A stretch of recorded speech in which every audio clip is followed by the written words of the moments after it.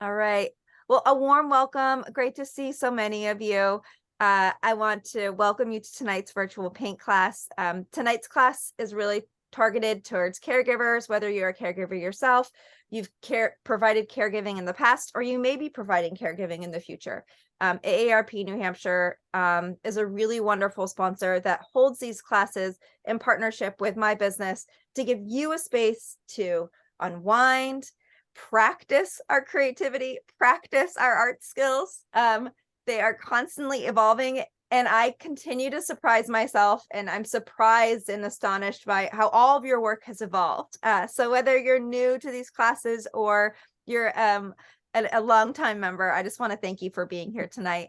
I would like to introduce Betty. She is a AARP New Hampshire volunteer. She's going to tell us a little bit tonight about some of the resources from AARP New Hampshire and what's new and what you all should know about.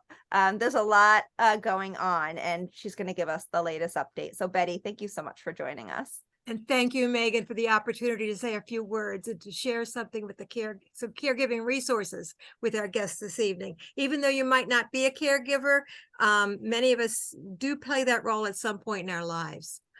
Here at AARP New Hampshire, we're focused on the health, financial security, and social connections critical to the well-being of the 50 plus in the Granite State. We carry out our work through targeted advocacy at the state and federal levels, compelling engagement of the 50 plus community statewide, and also serving as a trusted resource for information for our members and the general public. I've already put the resources in the chat so that you can look them up. But I do want to welcome you to this virtual gathering. And whether you're a new caregiver or experienced one, we're here to support you through AARP. Balancing caregiving responsibilities with work and other family obligations can feel overwhelming, even in the best of times. I'd like to stress that it's okay to reach out for support when you need it. Caregiving for a loved one is one of the most important roles you'll play as a friend or a family member. But no one should approach those responsibilities alone. AARP created local caregiving resource guides to help family caregivers access key programs, services, and agencies in their community. Everything from health, legal, and financial assistance to respite care. There is a link for the resource guide webpage in the chat. If you're starting to think about the need to become a caregiver, AARP has a guide called Prepare to Care, which may help you start your caregiving journey. Versions of this guide are available in multiple languages, as well as for specific audiences such as veteran military families and the LGBTQ community. And again, that link is in the chat. In addition to these great resources, you'll find numerous stories, articles, and more helpful information on the AARP caregiving website, and that link's in the site.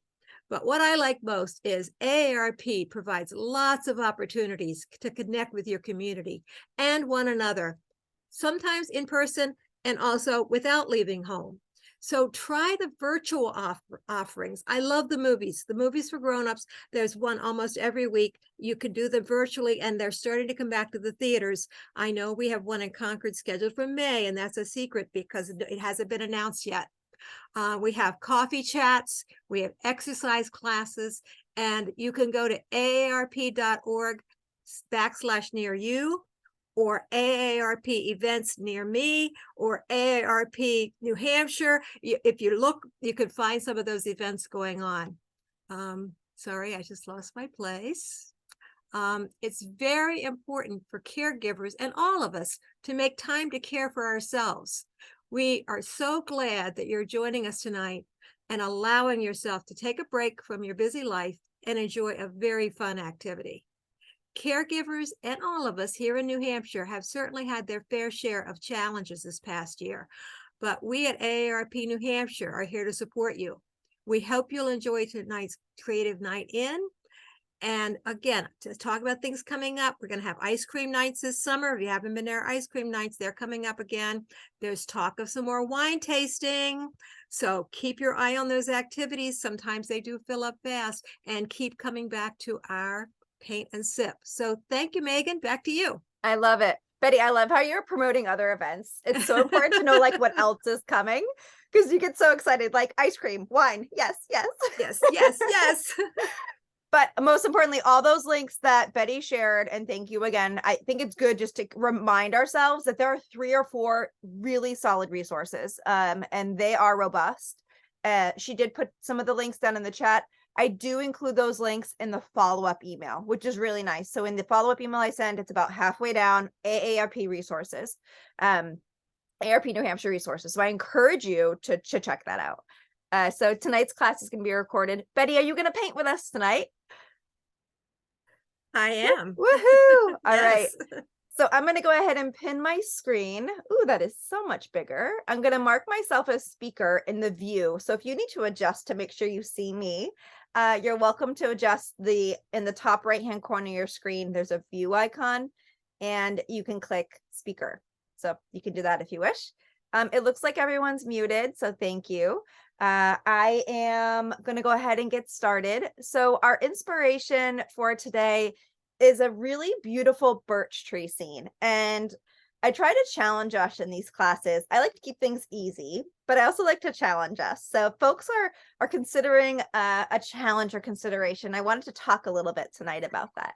So this scale, and I'll drop a picture in the chat window.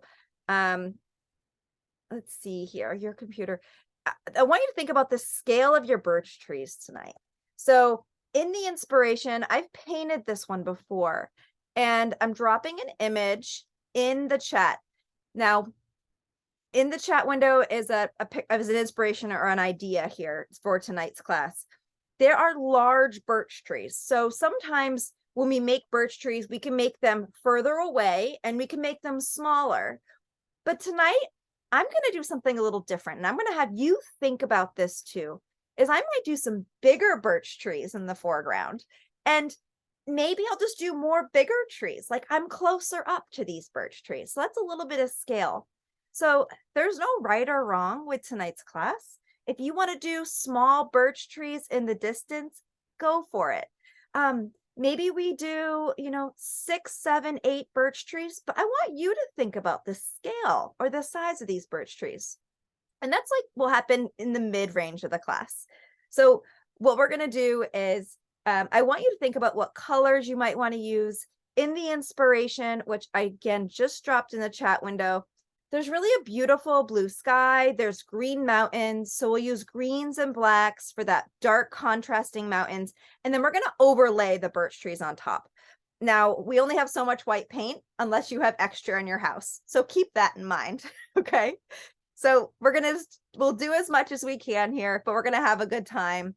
I do think it'd be fun to incorporate some of those fun yellow trees too. So we're going to jump right in. Any way you want to take tonight's inspiration, do not hesitate to go with your inner intuition. And that's one of the things I love coaching in these classes is in these classes, you don't always need to follow what I'm doing. You can think about like we are right now, and we're talking about, well, which way do I want to go? Do I want to make my mountains big in the background, aka really high, or do I want to do narrow like mountains? So what we could do tonight to kind of get started is you could grab a pencil or a pen and maybe sketch. Maybe we put our horizon line in, which is where the land meets maybe the base of the mountains. And then maybe we put our mountain range in.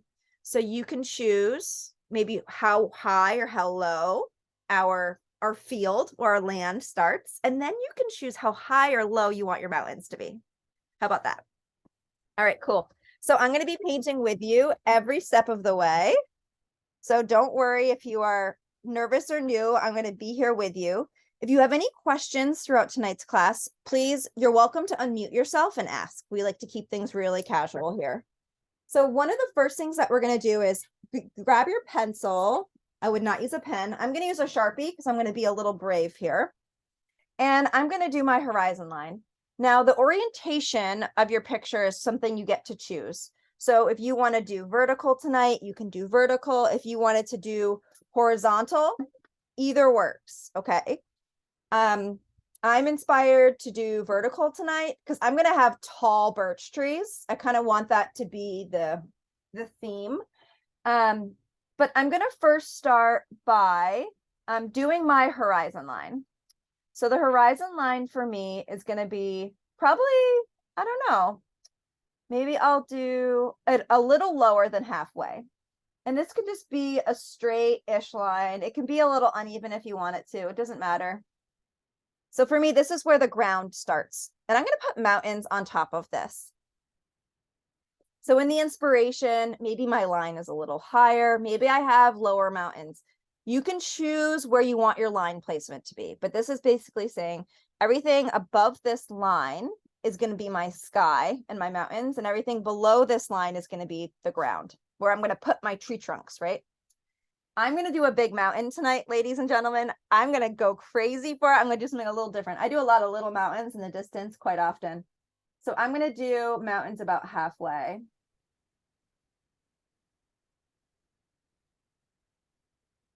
It is fun and courageous to do things different. And you can play with these peaks. Again, this is just a lot, like somewhere to start. I can play with my peaks after. So if I want to make this a little bit more rigid, I can make that a little more rigid. You can do this with your paint.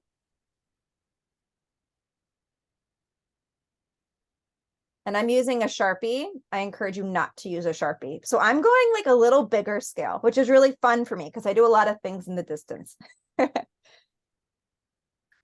Okay, so you're just working on these two lines. Don't take them too seriously. I would say take a minute, just make sure they're in the right place. So look at this line. Do you want to bring this up higher? Do you want to bring it down lower? Are you happy with the placement of this line? And then do you like your ridge line, like overall? If you're inspired tonight, oh, look at my creative juices already flowing, ladies and gents. Maybe I'll put in a second mountain. Ooh, I don't know what's going on.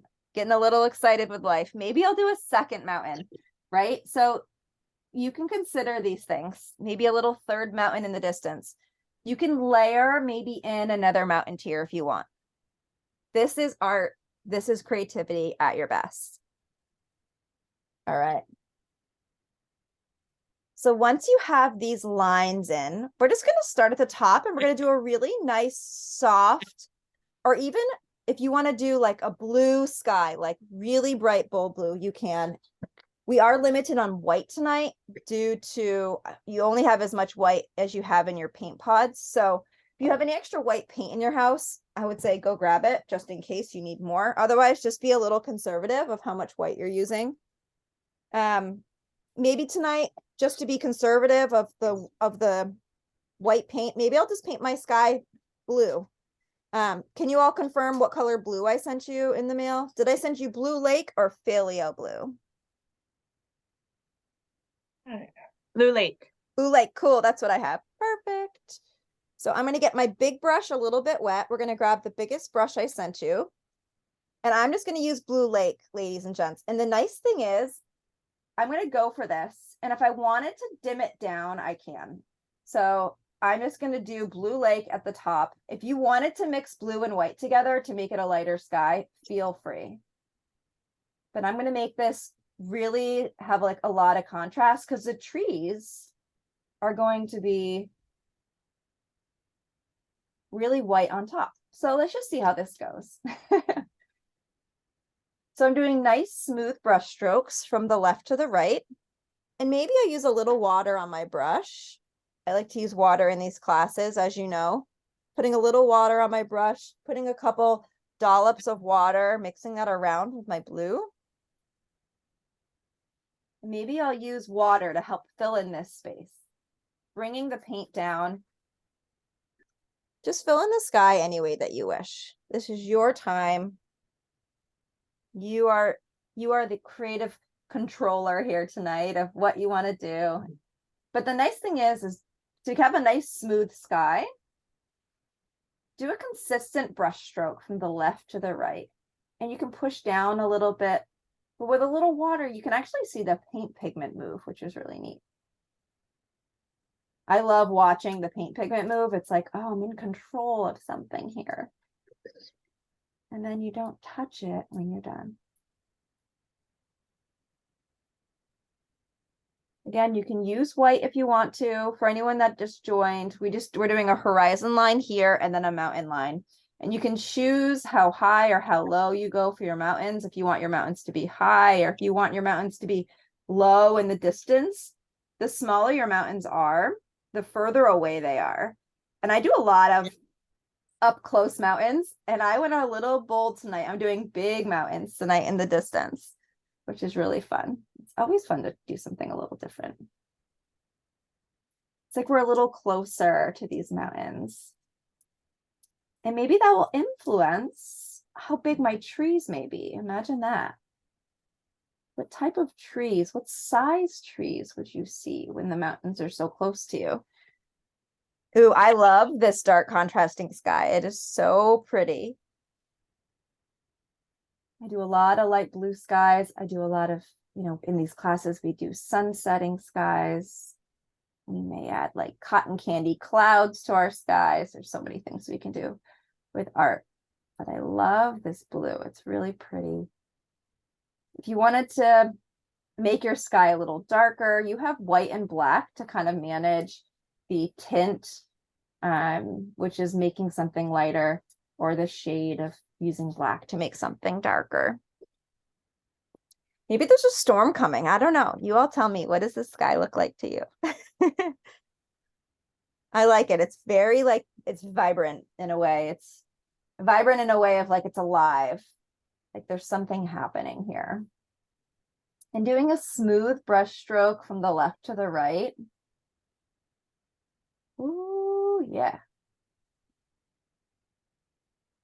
And I have a back mountain here, and I even have a little mountain right here. And then I have a big mountain in the foreground, and we'll paint those in.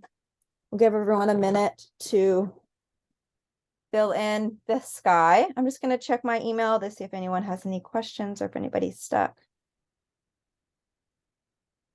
Looks like we're good.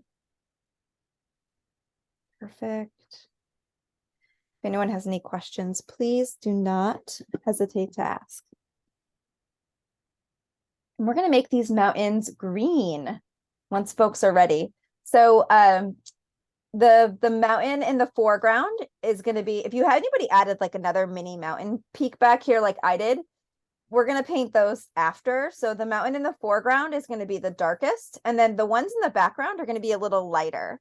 So let's see here. Who can confirm the color green that I sent you? Did I send you phthalo green or did I send you light green this week? Light green, Megan. Perfect. Light green. Perfect. Yep, light green. Thank you. I think I sent you guys phthalo green last month, and I was like, I think they should all have light green because this is such a beautiful color too. All right, so this is going to be really fun.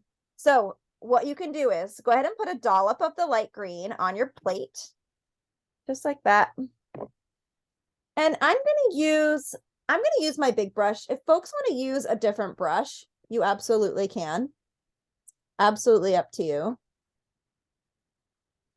But I'm just cleaning my brush really well from my blue sky. Cleaning, cleaning, cleaning. And I'm going to wipe some of the water droplets off the brush, so it's not dripping.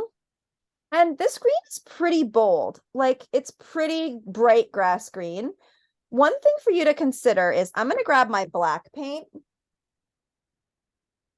I might darken this just a touch. It's a little bright for me, but I'm not going to put the black in the green. I'm just going to do a small dollop of black next to it. And I'm just going to take the corner of my brush, and see how little there is, and I'm going to add just a little bit of black to this. Now, if folks so I'm just darkening this just a touch so it's not like Kermit the Frog bright green in my face. I'm not sure if that was the right color for me tonight. But I'm just going to add a little bit of black, and this is where I want you to mix a color that you like. Now, I have a secret to tell you. If you add a little bit of blue to this paint, you'll get kind of a teal tinge or color to it. So I'm going to be a little crazy. I'm going to take just a little bit of blue and I'm just going to add a little bit of a blue tone to this black, to this green. It's not changing it too much. I don't think I added enough. But if you wanted to just add a little bit of a blue tone to the green, you can. Totally up to you. I'm going to add a little bit more black. In this instance, what you're doing is you're just mixing a green that you like. That's the purpose of this step. So I'm getting a little darker. I can't see any of that blue, but that's okay. But I have a little bit more of like a grass green color, and I'm fairly happy with that. And I'm going to do the mountain closest to me first. And I'm going to hold my brush. I'm using my big brush. I'm holding my big brush on the side. So when you use your big brush, you can hold it one way so it has a wider brush stroke. But I like to hold my big brush on the side so it has a more narrow brush stroke. And I like to kind of ride the wave of the ridge line. And this is where you can kind of bring your ridge line to life a little bit. And you can always come in here with like a smaller brush if you want to really make your ridge line, you know, rocky and rigid. You can always come in here with a smaller brush after. But follow the ridge line.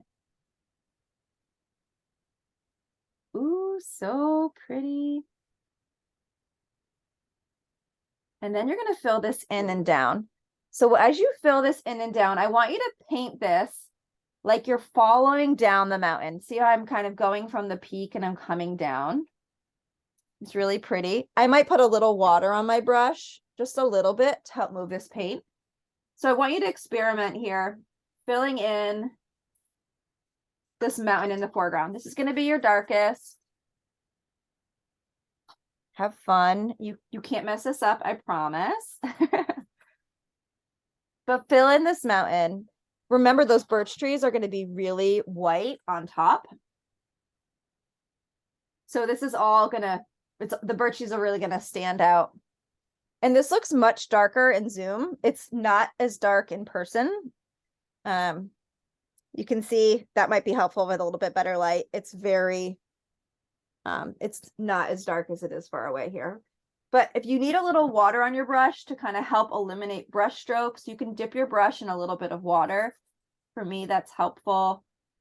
Coming down the mountain, you can kind of create faux slopes, right? Like the mountain has a certain flow. You want to cover all the pesky white nooks and crannies too. And you can come all the way down to the bottom. Again, I'm putting a little water on my brush, wiping off the droplets, filling in this first layer any way that you wish. We will add a little bit of shading and highlighting, just a little bit. We're still going to do the trees. So the trees are going to take a little while. So I'll be mindful of time, but I want to make sure you have lots of ideas. And maybe this ridge line, I have to make a little bit more paint. I ran out. Maybe some of these ridge lines can be a little darker. So it's okay for you to bring in a little bit of extra black or a little bit of an extra dark color here. Maybe this side of the mountain will be a little darker than the other. So you can play with some coloring here as you fill in your mountain. And we're going to rinse and repeat for those back mountains, but we're going to just lighten this up just a touch. But these first mountains in the foreground are going to be our darkest. So if you don't paint that often, your goal here is to paint these mountains green. If you want to play with depth and shading, you absolutely can. For your brush strokes, just follow your brush strokes down the mountain. And you'll start to see these mountains kind of jump off your page a little bit. And you're going to stay above the horizon line. And enjoy yourself. If you have a cup of tea with you, maybe it's 5 o'clock somewhere, this is time for you to unwind. Take a couple deep breaths. And as an artist, you're always in control over each step. And I like to talk about that because it's a good reminder for all of us, no matter how long we've been painting, is that you are in control over what you're doing. You may not know, you may not feel you know what you're doing, but that's why I'm here. I'm here to help you and support you. But art's very experimental. Our skills and our practice through art grows by experimenting.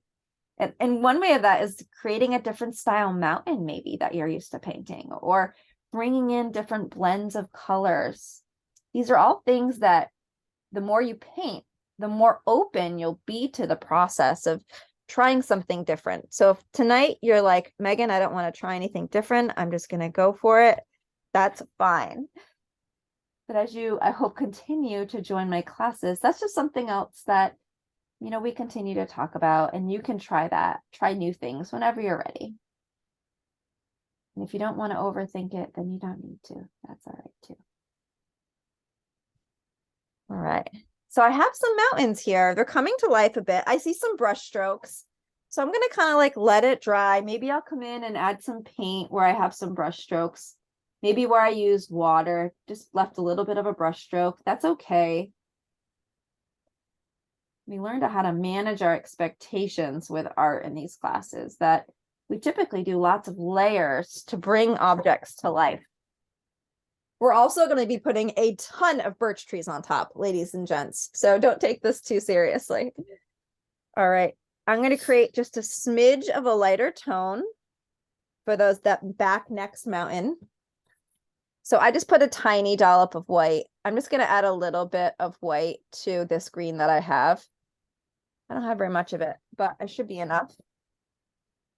And I'm going to paint in that second mountain in the background. Some of you may not have a second mountain.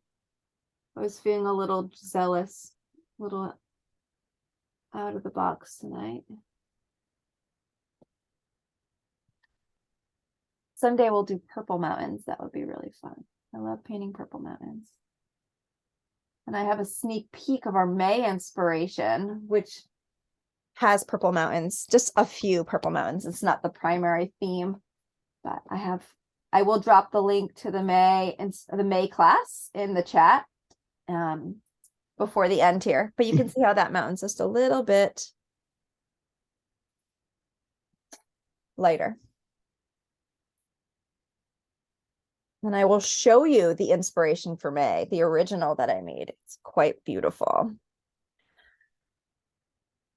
You might need to mix more colors as you go through. That's absolutely fine. So it's okay to mix more colors. All good. So I'm kind of mixing my green again, and I'm dulling my green down with a little bit of black like I did, but I would add a little bit of white to this too. So the white's going to give me that lighter tone for my background green. And I don't need too much of this.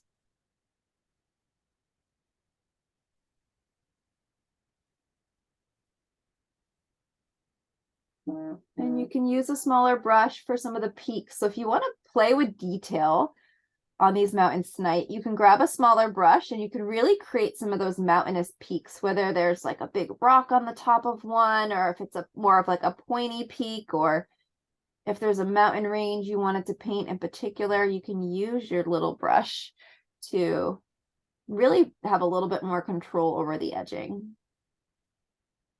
And I may do that after my mountains dry here.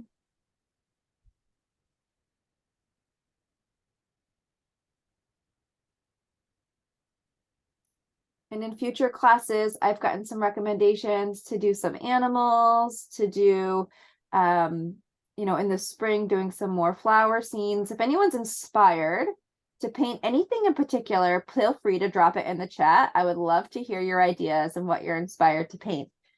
I always love considering specific things. I know we've done sunflowers in the past because people have been interested in sunflowers, but feel free to share. You can also email me too at any time with ideas that you might have.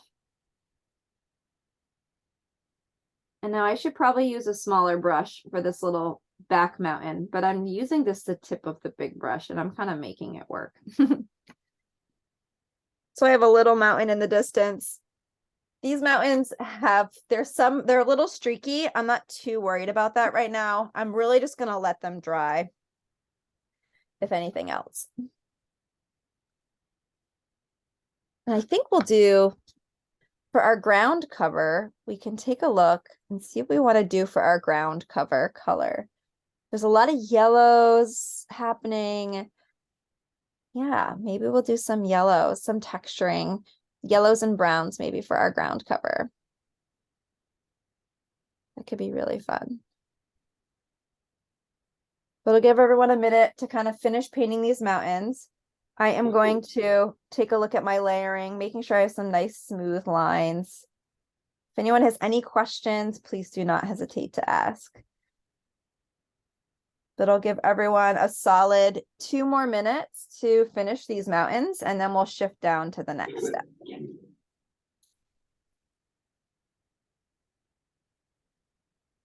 All right. So I'm just going to ever so slightly just do some coverage. One of the nice things about acrylic is when layers dry, you can easily add more layers. So I may come in here, just do a little bit of coating and coverage with this color. If anyone's interested in getting a little fancy, you can always use like a little bit of a darker green. You can add some shading to these mountains. So I'm making like a darker green, blackish green. And maybe on the right side of these peaks, there's a little bit of texture. Ooh, I love this. There's people that are sharing ideas. Thank you. You can add some texture.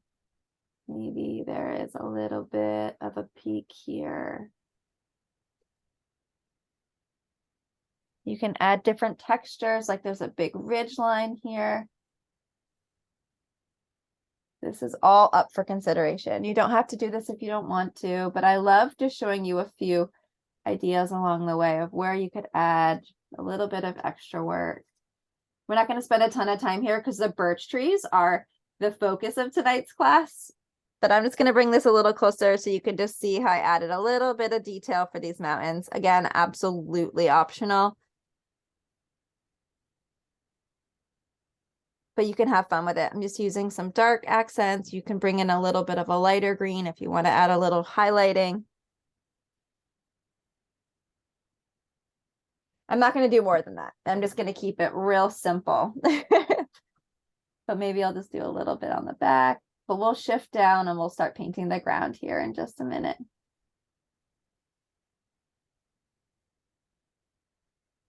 It's always fun to play around with just a few extra details. Sometimes it can be a little scary, but you can just, with a light brush, just dusting some of this on. You can even use a little bit of water. You can see I did some on the back mountain. The nice thing is we are just going to kind of let our mountains dry, but you can always paint over or do more of this work after, because we're just going to let these dry and then we're going to paint the ground. So if you want to come back to the mountains before we do our birch trees, you can do that. No big deal.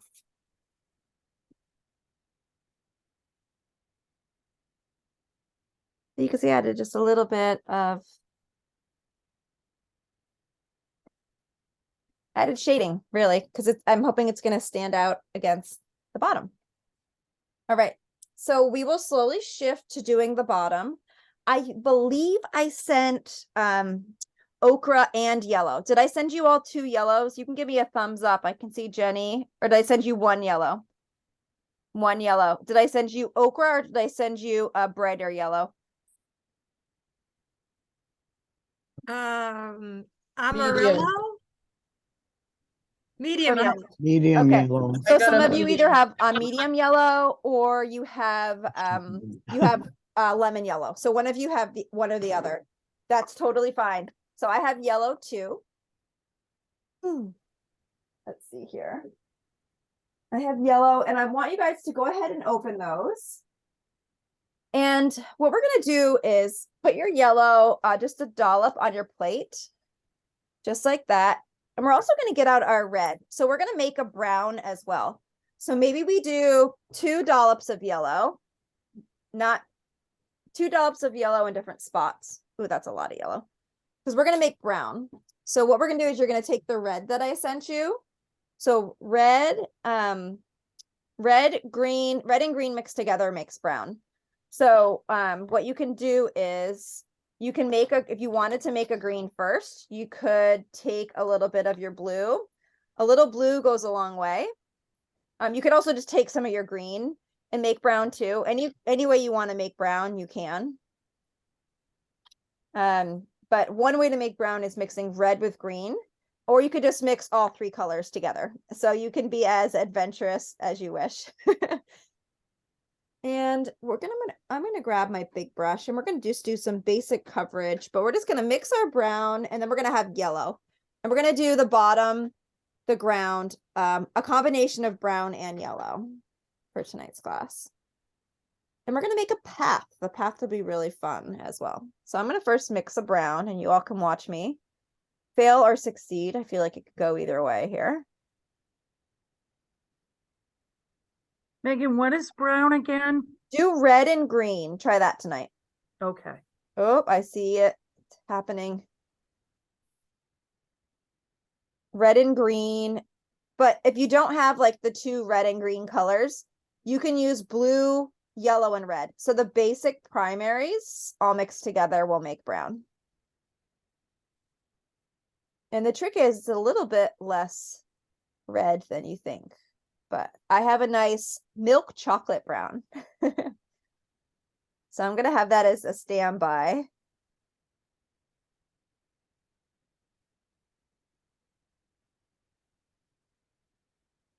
Ooh, I like the idea of doing fishing boats. That's a great idea. Urbanscape. Oh, I just did the Chicago skyline this week. That was really fun.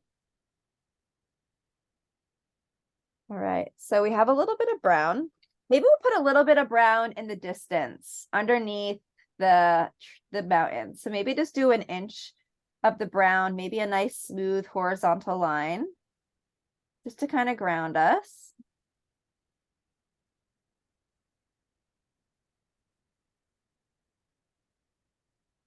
So our steps for this class, we're going to paint the background first.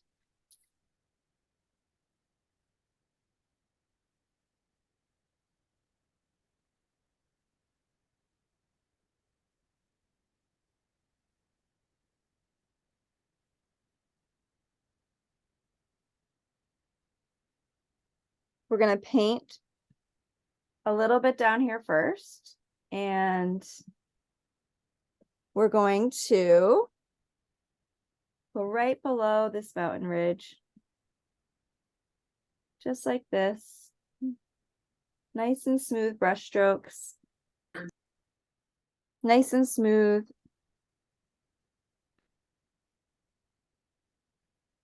There we go. And then we're going to start bringing in a little bit of yellow. So one of the things you can do at this step is if you want to have a path come in, like the inspiration, you can. So for me, I may do a little bit of a path. Maybe it'll come from this area, and I'm going to do it nice and thin. And then maybe it will kind of come down and curve. So I'm not going to do too big of a path. You can kind of start small. Maybe it's a road. This is optional. If you don't want to do this, you don't have to. I'm just getting this down here. Maybe it'll open it up towards me a little bit. Since I'm so close to these mountains, I'm probably like really close to this path. So I want this path to, or maybe these mountains are just really big, right? It could be like we're out west or something. You can make your path bigger or smaller. If you don't like the path, you don't need to do it. All good. But for me, it's going to create a little bit of like I am in a place. And if I want to go down this road, I can. I'll probably make this in the distance a little smaller with some white paint after. But I'm kind of creating a little bit of a scene. Maybe I'll make the path a little bit bigger. So you can play with these lines. I'm being a little daring because I'm not drawing them first. You all could certainly draw them if you wanted to. If you don't want to do this path or road, you don't have to. But for me, it's kind of like, maybe it's going downhill and it's getting steeper, but now I can at least, maybe I'm on the path here. And if I don't like this, I can always paint over it. So I'm not worried about it too much. But we're creating our scene. And if you want to look at the inspiration and do something, you know, more similar to that, you can. But this is what you can do, anything you wish. I'm going to start to pepper in a little bit of yellow as well. So I'm going to clean off my brush with the brown.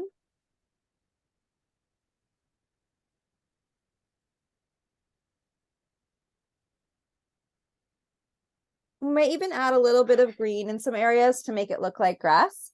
But I'm going to clean off my brush and I'm going to take some of my yellow. If you wanted to make your yellow a little lighter, you can. But I'm just going to come in, and if this is a little bright, you can always kind of dim it down with a little bit of white. I'm just going to kind of go for it a little bit. Maybe I'll use a little bit of water. I'm just doing some really light texturing. You want to fill this in, so it's going to be bright, but you kind of be open-minded to the process here. I'm going to dip my brush in a little bit of water, and I'm just going to move it around because we're going to retexturize this. So it's really just a blanket of yellow. I'm going to add some brown in along the way here. I am using the big brush. So with art, one of the things I can tell you is that we sometimes start with a layer and we add upon it and build it. So this looks like, you know, it's like a golden field of nothing. That's the way it's supposed to look right now. So don't worry too much. We'll add some oranges in places too, but we need all these background details done first. Maybe if you all want to put a little bit of green, like down here somewhere, you could always bring in some green, kind of use your imagination a little bit. I'm going to maybe bring in a little bit of green down here. You can have fun with it. But this is where we're just creating the background of our field. So maybe I'll bring in a little bit of green down here at the bottom, and maybe I'll blend it up into my yellow. Like that could be really pretty. So play with your colors and you can make some of those decisions tonight. I brought in a little green. I'm using water and I'm using all horizontal brush strokes. There we go. And you can see how that's really pretty, right? It's kind of creating this light in the back of the field and it's kind of grounding us in the foreground. So was I planning on doing that? No. This is a little bit of the case of being in the moment and just saying, well, what do I want to try tonight? And then we'll put our big birch trees on top. But just have fun and experiment in this step. Anything you want to do to this field, this is your space. This is the grocery list. And I'm doing nice, smooth, horizontal brush strokes. And if anyone needs any help, please do not hesitate to ask. I'm here to help you along the way. Just going to check my email really quick to see if anyone needs any support getting in. Is there anything else we're supposed to know? I don't know what's on the list. I'll look at the credit card.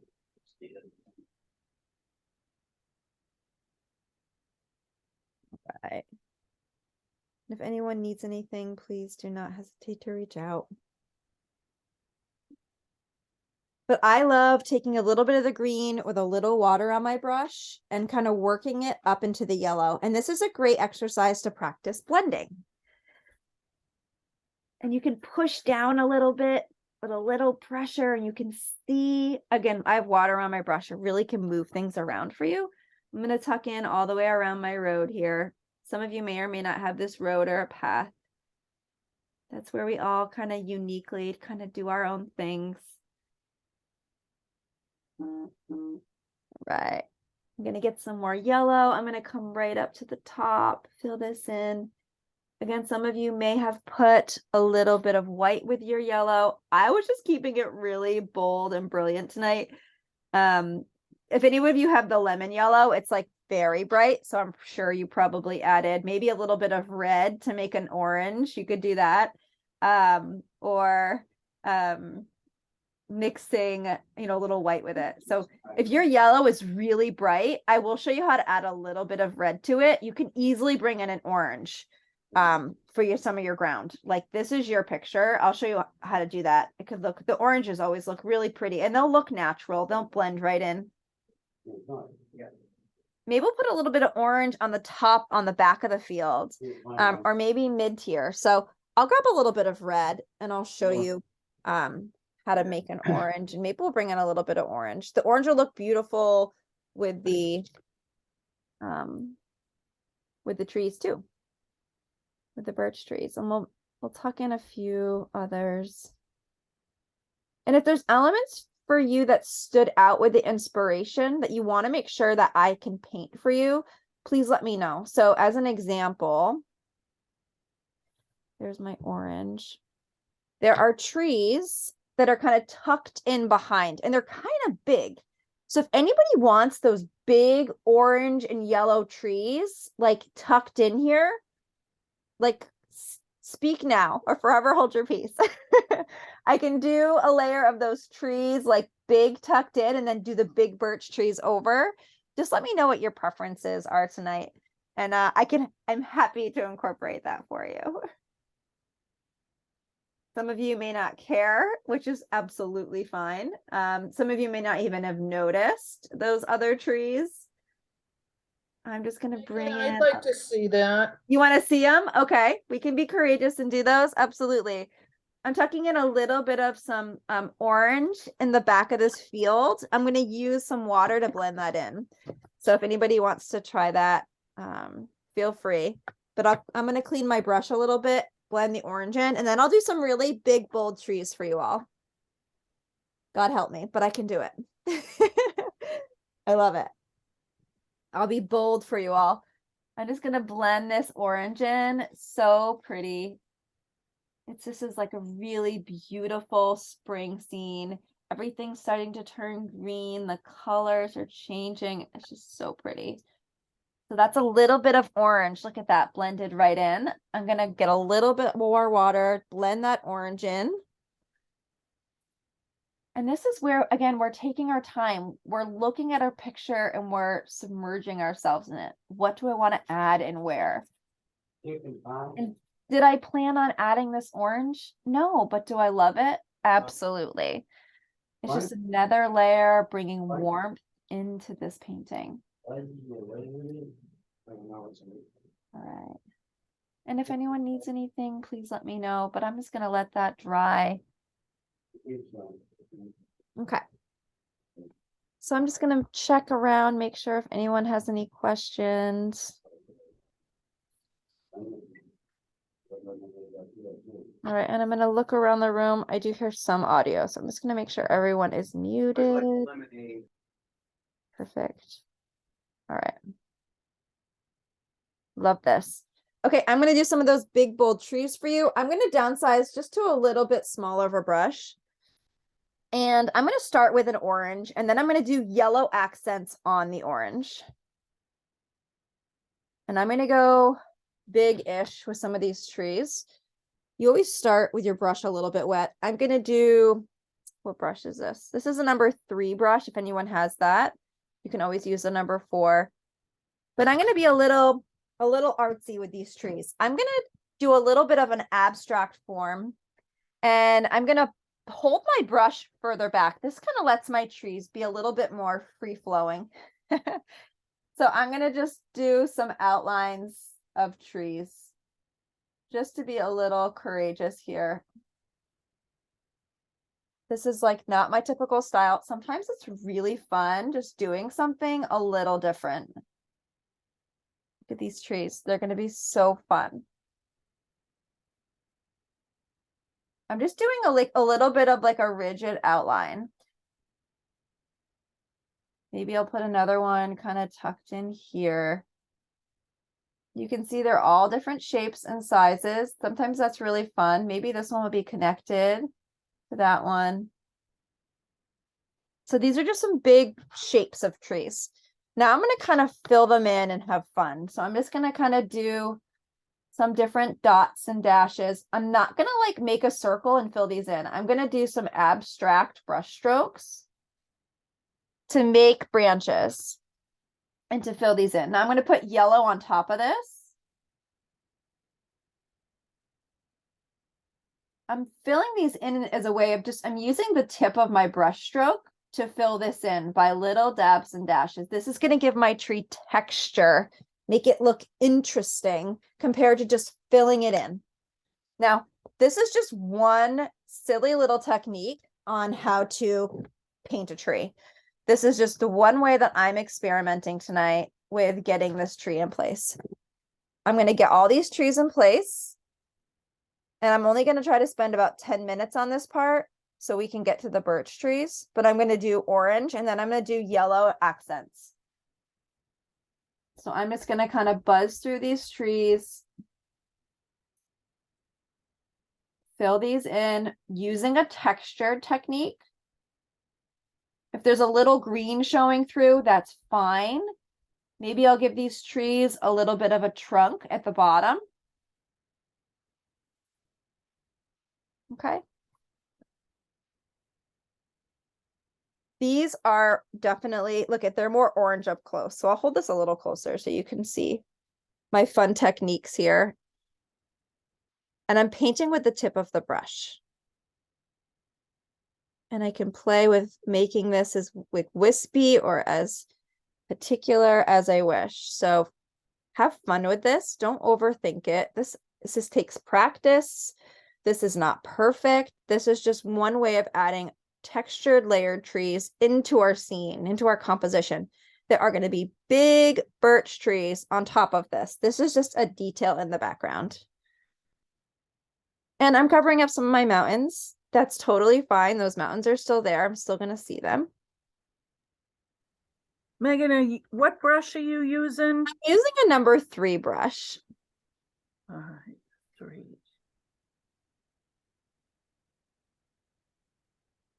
And folks can use a smaller brush if you want. You can use a bigger brush. This is a non-judgment zone. I am leaving a little bit of green kind of coming through in areas. You can make these more rounded. If you don't like this brush stroke technique, guess what? You can kind of swirl them all together and like kind of eliminate some of those brush stroke marks. I'm doing like little swirls just to kind of bring them together a little bit more.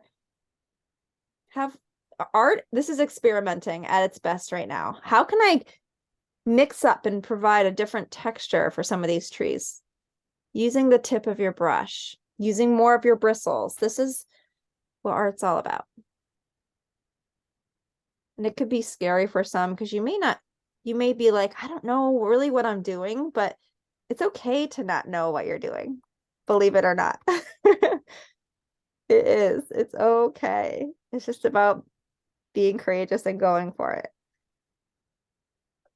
Instead of painting with your whole brush, paint with just the tips of the bristles. See what happens when you pay attention differently.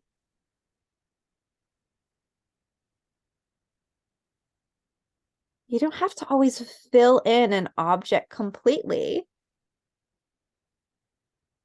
You could use texture to fill in an object. And your trees can overlap a little bit. Maybe I'll give these trees a brown trunk.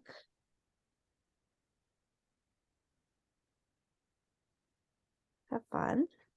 Smile. You're having a good time, or you're incredibly upset about what your trees look like. I got you. I feel you. There's a lot of things happening right now.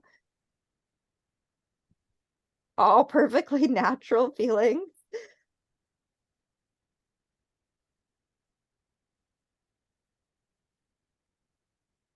All right. And then we're going to pepper in a little bit of yellow. That's what's going to create some brightness for us. So this is a little bit of an extra step for tonight's class, but I'm glad we took it. It's good to incorporate different things along the way.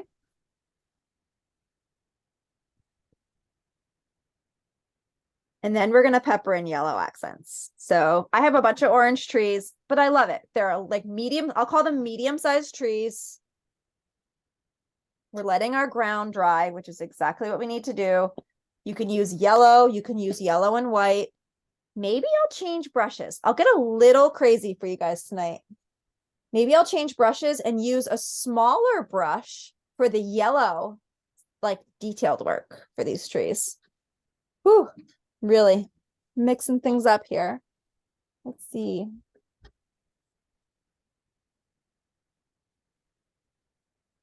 I don't really have a ton of different brushes with me tonight, so I'm just going to use, this one's going to be similar, but I'm going to try to use it differently. Now you could just do maybe the tops of the trees. The reason that we sometimes paint, maybe I'll start with the tops of the trees and kind of work my way down. The reason that we do darker shades on the base of the tree, and we always kind of do secondaries. I'm going to do the edges of the trees and leave the middle a little bit, maybe a little more orangey. You can play with what you want to do tonight. But the reason we do the darker colors behind and the lighter colors on top is because the darker color will act like that shade. It'll act like that darker grade to really ground the tree. So my technique for adding the yellow is I'm kind of going on the tops of the trees and on the edges, just little dabs and a little bit in the middle. You don't want it to like stand out like a sore thumb. So do gentle brush strokes, little dabs. This again, this is just my technique for tonight. You can do this any way that you wish, but this is just a kind of a fun accent to add a little bit of light to these trees. So maybe the sun, talking about the lighting position, maybe the sun is really high in the sky and it's shining down maybe from behind the tree and it's kind of shining on the edges a little bit. It's kind of a fun perspective. I try to talk about light in these classes. Where's the light coming from? We'll do more of that in the future. But I'll bring it a little closer so you can see. I'm just having fun doing it a little bit on the tops, a little bit on the edges. And I'm using, while the orange paint is wet, I'm kind of blending it in a little bit. So I'm kind of giving it an extra 1-2 dab to kind of be playful. So the yellow can either stand out to you, or you can just take a minute just to kind of blend it in to the orange while it's wet. So you can make some of those choices as an artist tonight.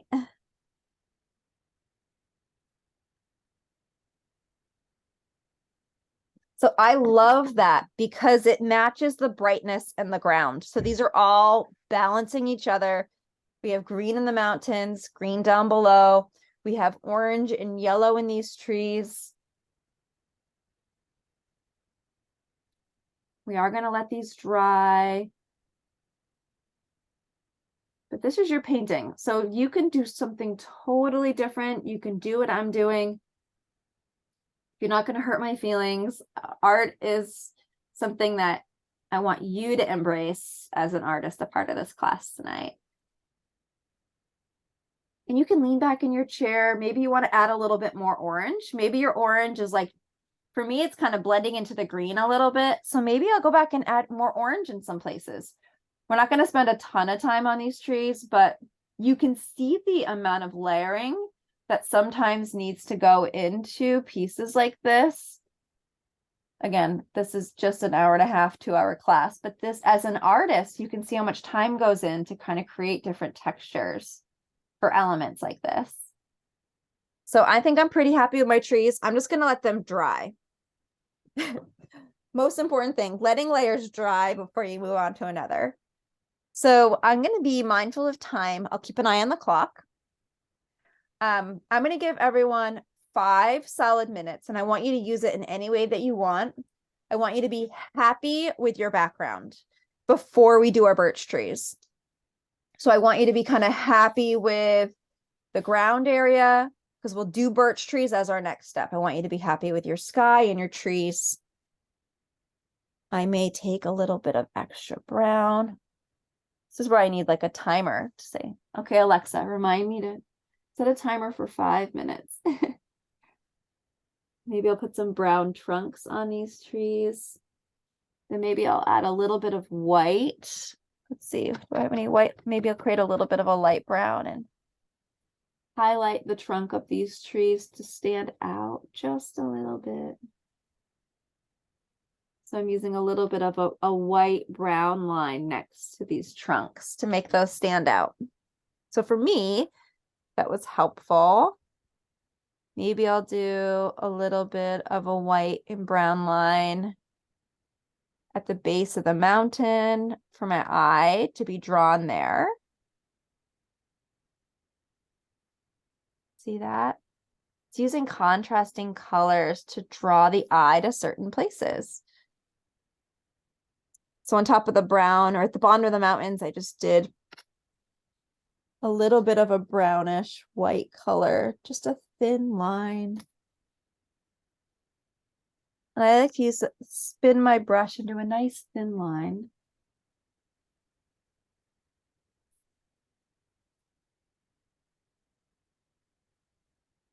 If you're inspired to kill time and like paint a fence back here, oh my God, I love painting fences. I've gotten requests to do like painting a cottage in the woods. We'll do that at some point. There's so many fun things that you can incorporate into a scene like this. So many things. But that's where I want your ideas. So everyone has my contact info. It's on the piece of paper that I shared with you. You could make your tree trunks a little longer. I did brown and light brown for these tree trunks. So maybe your tree trunks need to be a little longer. But contact me with any ideas, any special requests for upcoming classes. Bring this a little closer. These are all details that are going to happen behind the scenes tonight of my birch trees. We haven't even gotten to the main show yet. We will in just a few minutes though. But as you're doing that, I'm going to go ahead and I'll get the May link and post that in the chat. If anyone wants to sign up for the May class, I'll grab that. We do have seats available if anyone wants to participate.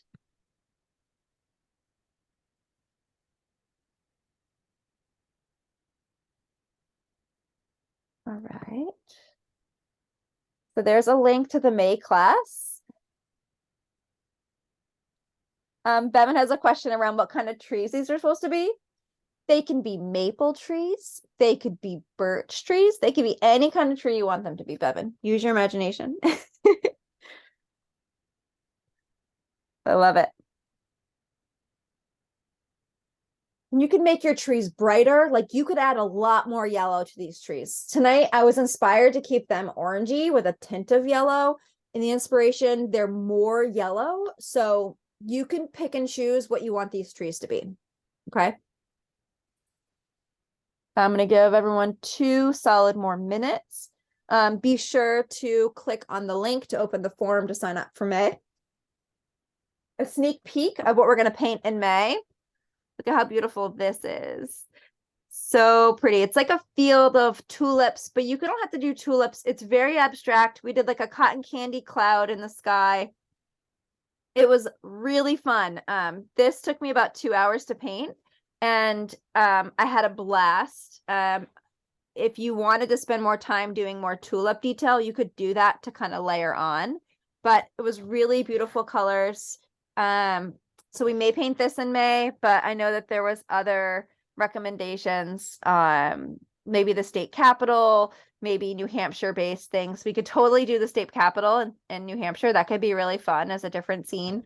But open to your thoughts. So if you all like this, comment, but I'm open to doing something non-nature related too. So just let me know what you think.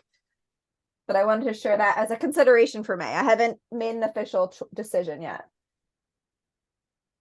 All right. So our goal right now is to let this dry. I did some really chunky paint in some areas, so I might take like a paper towel and try to like blot some of it. But we can give it a minute to dry. But again, take a look at your mountains. I want you to be happy with the ground and the base.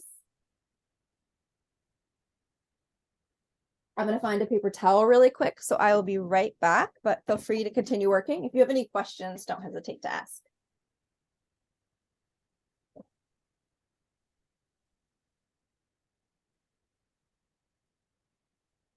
I might take a paper towel, maybe the corner of a paper towel or a wet paper towel, and just I have any wet paint, I might just blot it to help it dry a little bit, as long as it doesn't mess up my painting. All right. And if anyone's interested, I'm offering, I'm kind of launching an official artist community just to really connect everyone. And I'm offering 3 additional public classes every month, starting, I think I started last month. But I'm offering 3 classes. Let me just turn this so I can see you. I'm offering 3 classes. So if you like to paint more than once a month, it might be something you want to participate in. I have some like springy themes in the month of April. I have actually one tomorrow, and I have 2 others scheduled. I'll drop the link if anyone's interested in joining any of those classes for consideration. I know some of you are members of that artist community, so I want to thank you for being a part of that, but I always want to make sure I share it because some of you may want to paint more, and it's a really easy way to have access to our paint classes outside of these AARP New Hampshire sponsored events. So I always want to make sure you know what your options are. I dropped a link to my class calendar if anyone's interested in taking a peek. All right. And we have more coming in May. So we're going to have a consistent schedule. We have a Thursday class, we have a Friday night class, and we have a Sunday class. And I'm scheduling those consistently month over month, so you will have lots of options. Okay. So we are going to slowly shift to doing our birch trees. So one of the things I mentioned in the beginning of class is how big do I want these birch trees to be? What is the scale? So the bigger your trees are, the closer you are to them, and the further away the trees are, the smaller they're going to be. Now we are going to do 2 different sized trees. We're going to do a smaller version and a bigger version, but you get to choose some of those details. So we're gonna slowly we're gonna do a little sketching. I'm going to use my Sharpie so you can see some of my lines. I'm going to pull up the inspiration. We only have a limited amount of white paint tonight. So if you don't have any extra white paint in your house, feel free to grab that. If you don't, then be a little mindful of how many trees you paint. We have a whole tube of white paint, but I'm just being considerate of how much paint we may be using. I'm going to do 3 little trees, just to be mindful of how much paint people may have. 3 little trees in the distance, and then I'm going to do some bigger trees. So the placement of the smaller trees, and again, you get to decide how big or small these are. I want them to be wider than these trunks. So they're going to be a little further down on the ground, which means I want them to be bigger than the trunks of these trees. So you can also pick out the placement of like in between of these trees where you want things to be. So I kind of have a gap in between these trees. So maybe I'll do a tree trunk, and I'm going to use a Sharpie so you can see it. But if you have a pencil, feel free to do that. But I'm going to have a tree trunk start maybe right about here. And I'm going to go all the way up and off my page. This is going to be a big tree. We're going to be like in a forest. And then I'm going to think about how wide I want this to be. So I'm going to go. And again, I can modify this if I need to. So that's pretty big, right? That's okay. So I'm going to be a little courageous. I'm going to put another one over here. Oops, that's a crooked tree.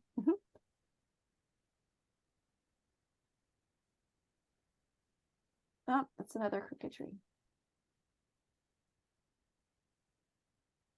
And then I'll do another one over here. My paint's still a little wet. I'm not worried about it. I'm doing 3. Okay. Then I'm going to put in some bigger trees. So I'm also going to do an odd number. So I'm going to start by thinking about placements for my bigger birches. So one I'm going to put here. Again, I'm just doing a tree trunk. And then I can figure out how big I want it to be. So it's going to be a little scary because you might cover up some of the things you did, but those are, again, consideration. They're details in the distance. you can use your finger to figure out how wide you want your other birch trees to be. So for me, just talking through the process, these birch trees that I just put in have wider trunks than these trees in the distance, because these trees in the distance are smaller. These are big birch trees that are kind of layered in this field. My birch tree in the foreground is going to be much bigger. So you can choose if you want your birch trees to be this big or not. I'm going to go about that big. And this is all experimenting, right? I typically do a lot of birch trees in the distance. It's okay to do something a little bit different. I'm going to do another birch tree right here.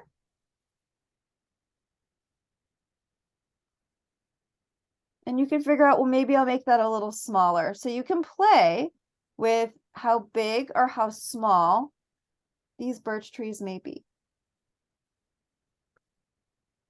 Again, keeping in mind how much white paint you have. I'm going to just keep it simple and just do one more birch tree over here. I can always add more if I need it. So I'm doing 6 total, just starting there. If I have extra paint, I'll do more.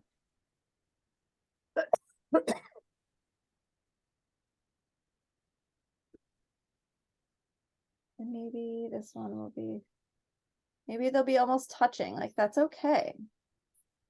And my lines aren't perfectly straight. Looks a little wacky, it's okay. And we're gonna paint these white.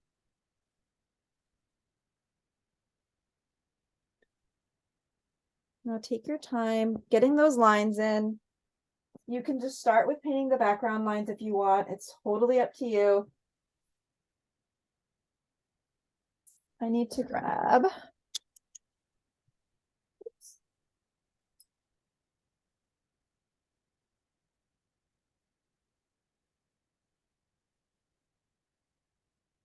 So I'm looking for like a paper clip or something.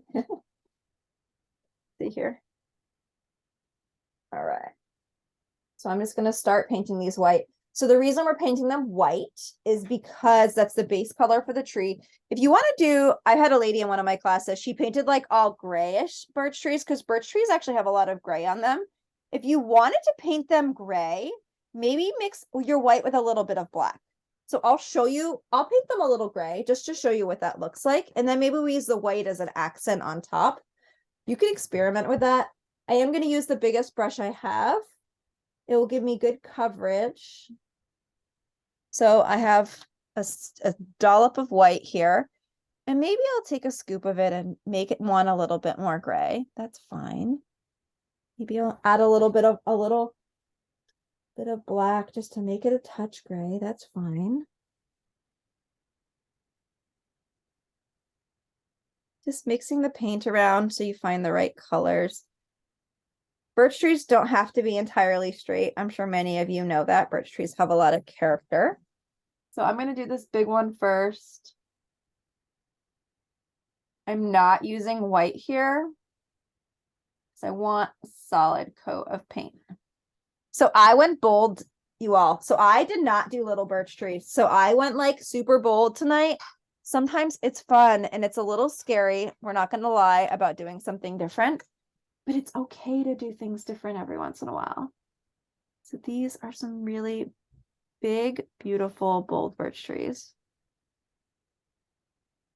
I have a little bit of a wet orange spot here. I'm just going to leave that alone, let it dry, and I'm going to come back over it. So if you need to like let a spot dry, just don't hesitate to just let it simmer and paint around it. And I like putting lines in first because it just grounds us. But I love this scene because you can start to see it come together. Yes, these are big birch trees for me, but you can see all these details in the distance, which is really quite pretty, which is exactly what we're going for. We're all in a birch forest here, and we can see the beautiful surroundings in the distance. So it kind of just gains and leans an acknowledgement to the beautiful place that, you know, we may be living. All right, find my lines here.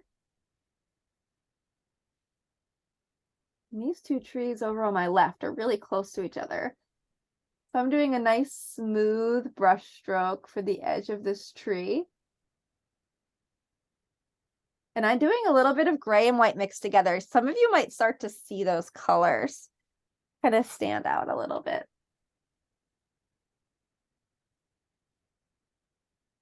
And it's kind of fun when your colors aren't totally blended, especially in an instance like this. It's kind of magical of like seeing how the gray and the white show up differently when you're painting. Kind of fun.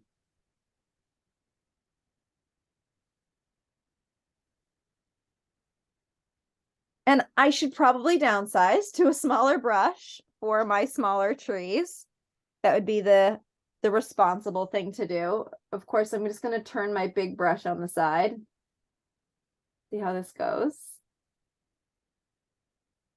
Following my edge down.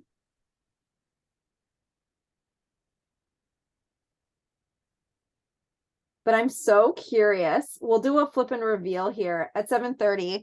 We'll pause and see how everybody's doing. Tonight's class will likely go over an hour and a half.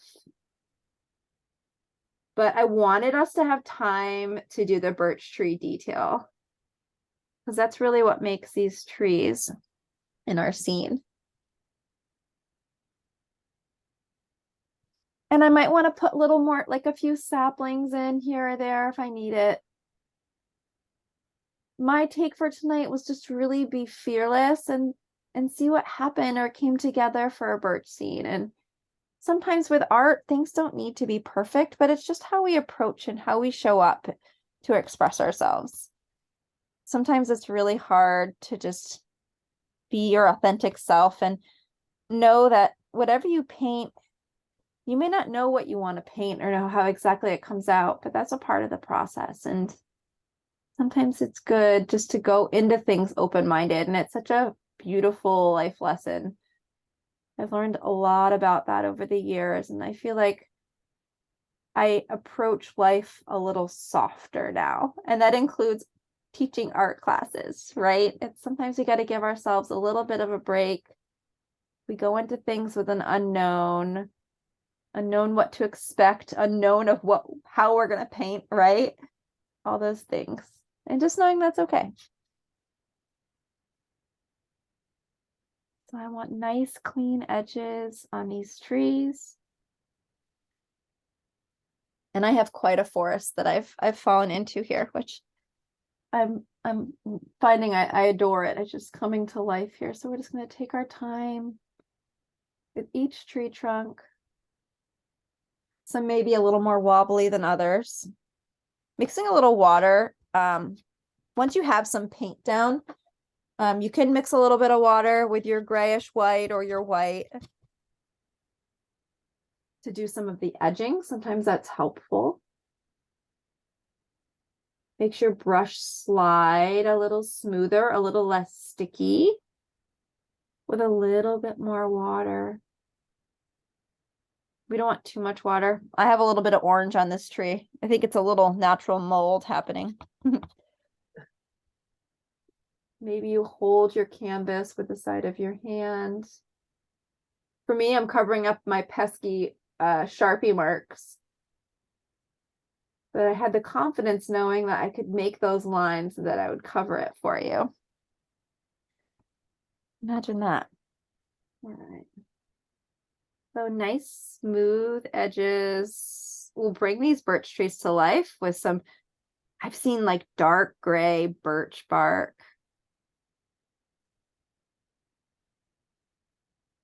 All right. But doing the edges of these are really important.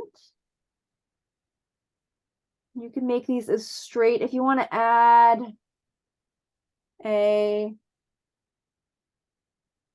little bit of white, you can start, if you're doing the gray, you can start bringing in maybe a little bit of white. I'm all doing vertical brush strokes, by the way. So if anybody wants to have a little bit of fun with me, you could do a little bit of white. Maybe we just do a little bit. Ooh, some white lines maybe coming down our birch tree. Maybe just on one side, maybe one side. One really cool painting technique I've seen with birch trees is having white on both sides of the tree. It makes it look like the sun is coming from behind. So if you haven't yet incorporated gray, try adding the gray in the middle of your birch trees and doing a white or a brighter outline on the outsides of your trees. You can do that as you're filling them in now. So I'll start to do that. I'll do a little bit of a white outline just so you can see it on the outside of the trees. So the middle of the tree is a little bit more gray. This was a detail that a woman shared in one of our classes, and I was like, this is so fun. And I think she did it, you know, unconsciously. And we all looked at her artwork and we were like, that looks so great. We all should try that. You can see your trees will just start to come out to life a little bit. And you can do some horizontal brush strokes, maybe to start adding some texture. Birch trees have that horizontal bark texture. But I'm playing with like a whitish gray color. But you can see how these trees are starting to jump out a little bit. So I'm doing that lighter edge on the left and on the right. And this is where we really just get submerged into the experience. If anyone has questions or need anything, please do not hesitate to ask.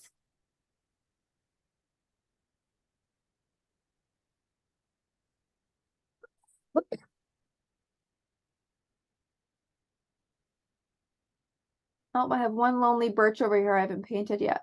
Poor guy, who's so lonely. All right.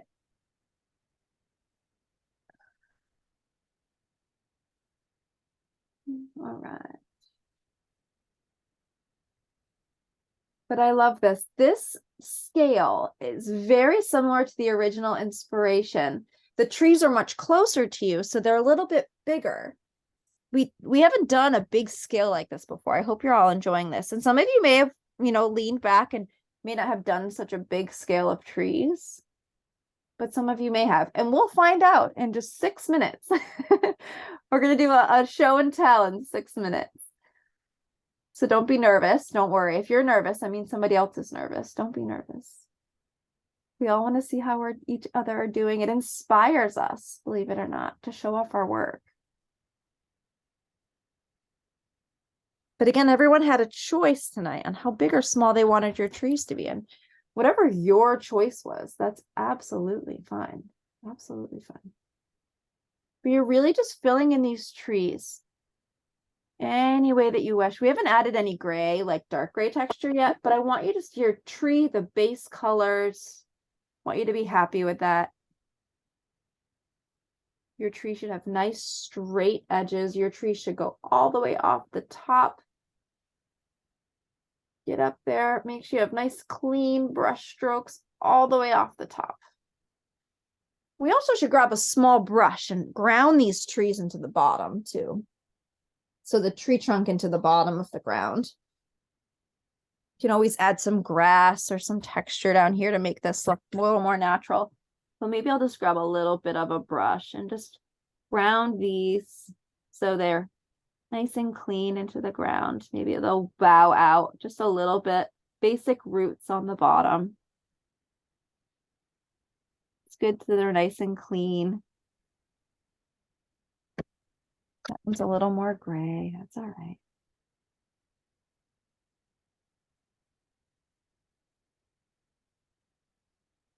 Bring your trees out as much or as little as you wish. And if you do something you don't like I don't really like how that came out, I can just use the corner of a wet paper towel. You can always wipe something off gently. Put some green over it. It's all good. You can change things as you go.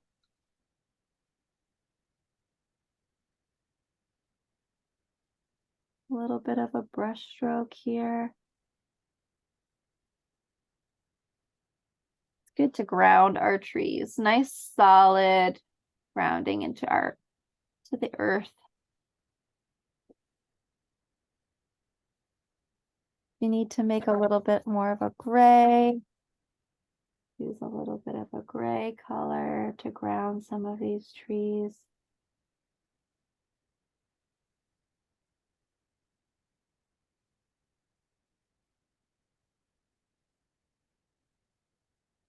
We will do some cross hatching with grays.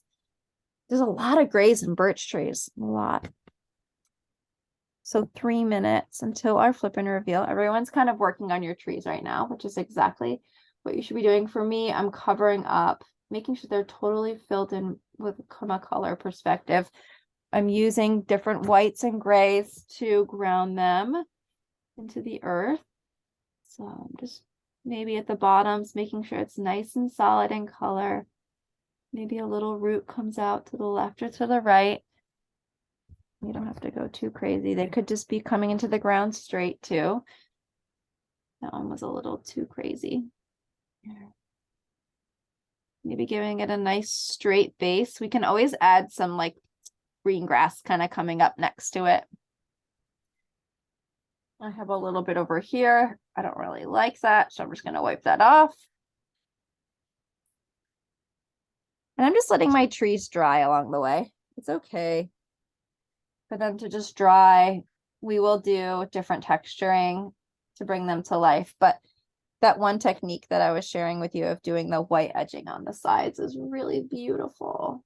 And you can always do that at the very end if you wanted to, but helps our trees jump out. My trees are awfully gray. It's okay if they're gray. I can make them more white. Some of you probably may have just jumped in with the white. Doesn't matter. We all have our different approaches. I respect that. I'm just going into the base of each of these trees and making sure all my black lines are covered, making sure that the edges are nice and clean. These are all the basics before we add some of that cross-hatching detail.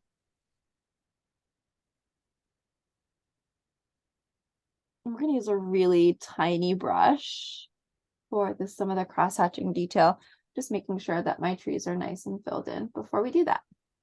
And we'll probably do that after our 7:30 mark, just to give everyone a minute to get some of these basic details in. But I have quite the forest happening. And my trees need to be a little whiter. I'm going to just verbally say that. I recognize that. So I'm not worried about it at this moment because I can add a little bit more white at any time. Maybe I'll do that with some of this cross hatching. All right. So what we're going to do is we'll have our show and tell here. I think we've made really good progress. I'm going to pull this back. I'm going to check out each of you. If anyone has to leave early, I absolutely understand. Bevan, thank you so much for joining. Oh, I'm so sorry about your son. Sending lots of love to you. We'll make sure you get the recording. Sending you my thoughts. All right. All right, I'm gonna unpin myself and we're gonna hold up our artwork. Oh my goodness, ladies and gents, you all went for it. You went for the bigger trees. Karen, your screen is a little blurry, but look at, they're all so different. Let's just look around the room here. Susan Bailey, you went for big trees. I'm proud of you. Look at that. And so did Terry. All right. All right, ladies. All right. Beautiful mountains. Aren't those big mountains stunning? Doing those big, bold mountains in the distance. All right, there's Karen. Here she's coming now. Karen did big mountains too. Awesome, Karen. Look at your scene. So pretty. Betty, your background was distracting us. Maybe put your picture in front of us and like tilt it forward. Sometimes that helps, like tilting. Yeah, I'm trying to figure out how to do that. I know it's tricky. Just tip it forward, tip it backwards. Sometimes that helps. It's a little tricky with the background. Maybe if I try switching my camera and go, I don't know. So to hide your background, by your video, you can say I'll take the background off. Yeah, you might need to just for a minute because we're so curious. We want to see yours too. Beautiful. You have a blur now, but I'm at work. Yeah, pull it out. Oh, you have big mountains too. I can see it. It's a little blurry. Pull it back a little bit, Betty. blurry. Let me try to. You probably can remove the blur. I have big trees. I'm gonna get some white paint. Try that. Oh, there we go. There it is. Nice. Oh, your mountains look great. I love how you did a big lighter mountain in the distance. You kind of did a 1, 2, 3. Yes. Oh, that's so pretty. Nice. I love it. I love you all were daring. I love that wasn't too scary for you putting extra mountains back there. I didn't think so with this group, but all right. So I'm just gonna grab my white paint is not happy right now. I'm just gonna grab a little bit of white paint and we're gonna add some white paint and we're gonna add some texture to these trees. Now birch trees have a dark gray, like natural bark. I don't know if anyone has like ever looked at a birch tree. It can be very scratchy looking. Let me find.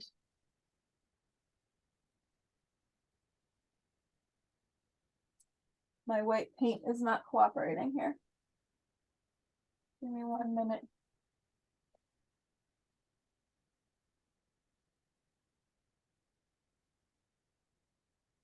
Oh, there we go. That works. Okay. So what I'm going to work with you all next is you can continue doing whatever you want. And I want to thank you all for sharing off your work. Everyone really loves seeing each other's progress.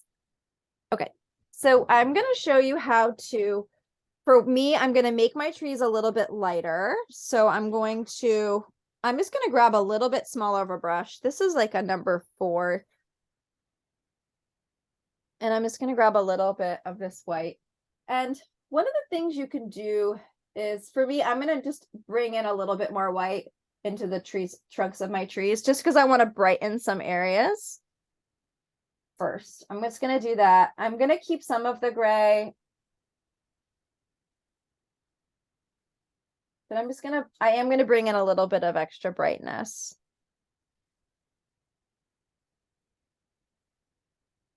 And then we're going to use dark gray to do some birch bark. And we're going to use a brush that is a dry brush. And the birch bark is going to be horizontal, kind of scratching, just using the bristles. So this will be a whole new technique for us. I'm just adding a little bit of white in some areas of the trees, just so they're a little bit brighter. They're a little too dreary for me right now. So I'm kind of doing a blend of gray and white birch trees, just so it's like a 2-tone blend. But I want you to be happy with the background of your birch trees. Like the base color before we add texturing. So I'll give everyone a few minutes just to be happy with the background color of these trees. And you might be happy. I was using a couple different colors along the way. So for me, these seem just really inconsistent. So I'm just making them a little bit more consistent. Like across all of them, really. So like I have some darker grays in here. I'm just going to soften some of these darker grays. So just use your own eye. That's really the most important thing.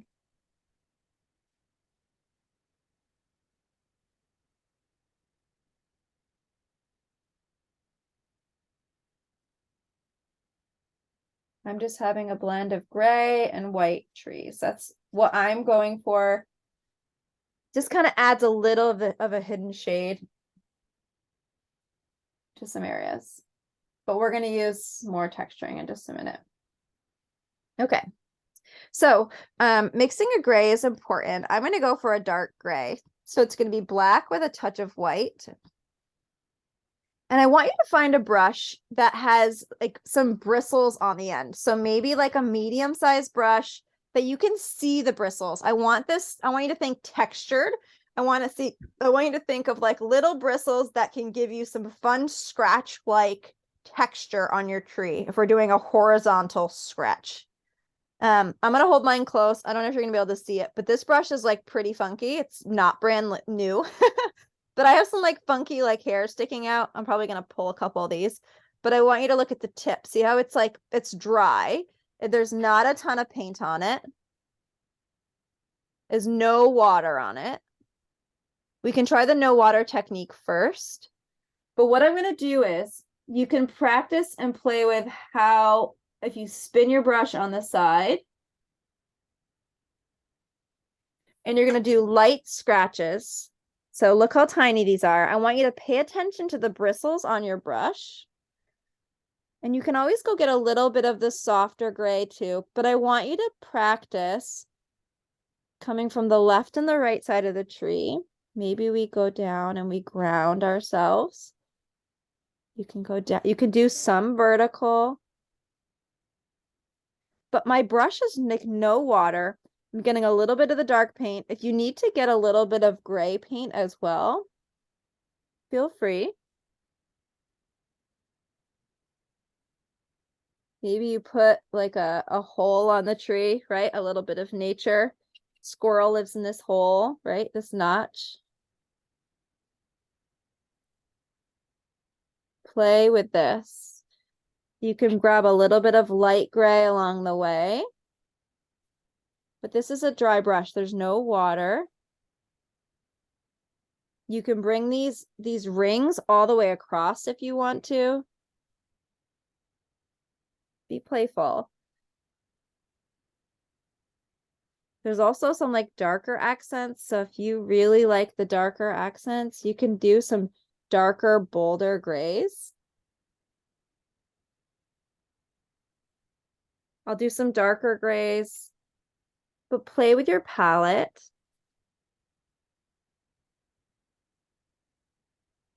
You can do some vertical brush strokes.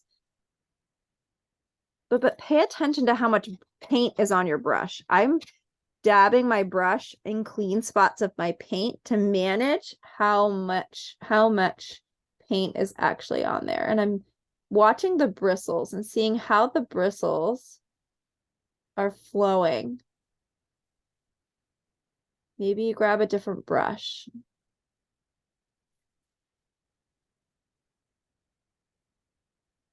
And the nice thing is if you paint something you don't like, you can always paint over it, right? You can soften something with a little bit of gray if something is too big, if you want to fix a line.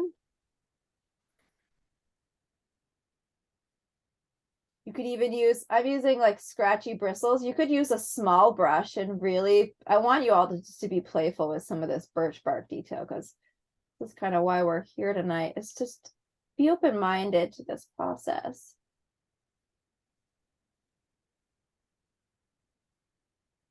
Finding a brush that works for you is really important in all aspects of painting. And this is a good example of finding a brush where you can get a texture that's working.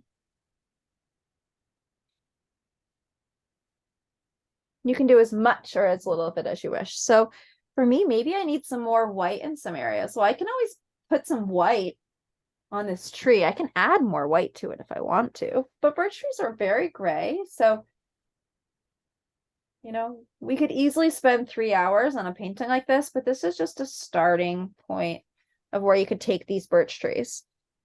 I'm going to switch brushes. This one's really not doing it for me. I'm going to grab, this is the number 2 with like a flat head. I'm going to give this a shot for the next tree just to see how it goes. And also do a little bit of water so folks can see how a little bit of water looks. So you could also use, the water goes on a little bit thicker. So this is using water. Not sure I like the water, ladies and gents, but at least I showed you what the water looks like. So maybe I'm using the water, just a little water to blend. So maybe your brush is just a little bit wet, right? So you can play with that a little bit. You can play with how much water is on your brush. A little water is okay, actually. You just need to just see how much paint is on your brush. Soft dragging, doing horizontal brush strokes, just sweeping in from the left and the right. I have a little bit of a gray water wash going, and I'm just paying attention to not having too much, but just enough. Some people like having the darker contrast with birch trees with like the black or the darker grays, or you could just keep these a little bit more mild. But I'm doing swipes in from the left and the right sides of the trees. So this one's a little bit lighter, just to show you. I'll bring it a little closer so you can see it. This one looks a little bit more natural though, right? With the darker colors. So you can play with what you fancy. That's why we're here.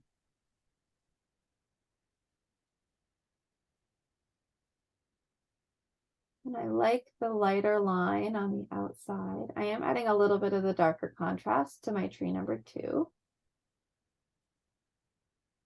But this is where you can see easily, gosh, we could spend hours painting these birch trees. Hours, hours, hours.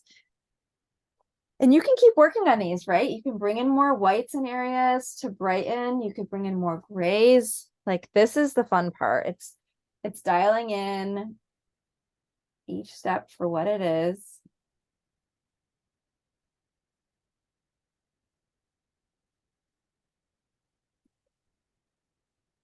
And you can see I left like a healthy lighter line on this one. It doesn't need to be that bold, but a little bit of a lighter line on the outside will help catch your eye. Doesn't need to be that much. But I'm just going to rinse and repeat. So find a technique, find a color that works for you. You want these lines to be nice and soft. You want them to be a little bit thin. That's probably the trickiest part, is finding a nice thin line. Sometimes water may help you. Sometimes it may not. I like the water, but I don't like a lot of it on the brush. It just loosens it up just enough, which is quite nice. And it also gives you that bristle look. That bristle look is what we see as these scratchy birch bark details. So you can play with that.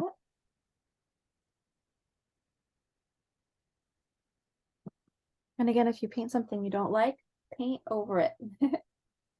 That's why acrylic is such a forgiving medium. I just painted a big gray glob of paint and I just painted white over it and it just disappeared. Quite lovely.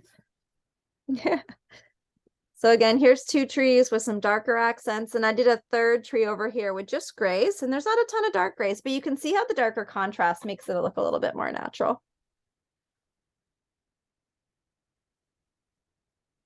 So we're going to continue this for all of our trees. And again, a lot of water doesn't really work well, but if your brush is a little bit wet and you can see the bristles, using that as a visual, if you can see the bristles, that's a good thing. Because then you'll be able to see those scratch marks. You'll be able to see that texture. That's what we want. I want you to pay attention to those bristles for this technique. You can do horizontal and you can do vertical lines. I'm kind of doing a mixture of both. You can play with that. Because the darker lines will kind of add a little bit more shading. It also, and then the horizontal lines will add that circular wrap of the tree, right? It's the birch bark that is stretching around the left side and stretching around the right side. Right? So we kind of just have to immerse ourselves into what we want these trees to be. And I am not a perfectionist. I'm also not perfect at painting birch trees. Everything takes practice. It also takes time. Let's be totally honest with ourselves. We are not all going to paint the most perfect, refined birch trees. There's no perfection. The most refined birch trees in an hour. It just takes a little bit more time. But again, a big thanks to ARP New Hampshire for having us. You all have these supplies. You all will have a copy of this recording. And you can also find pictures of birch trees or go outside and look at the texture and add more texture to these trees. Maybe you want to add some more saplings in here. You can play with those details. But this is a great inspiration of getting familiar with our paintbrushes and paying attention to the bristles, right? That's what gives us some of this main birch bark like detail. Kind of fun to pay attention to that as we paint. Sometimes we just paint to fill something in or to give it a base color. But in the instance of this, we're looking at the bristles and we're paying attention to how we can use them to our advantage to create this texture.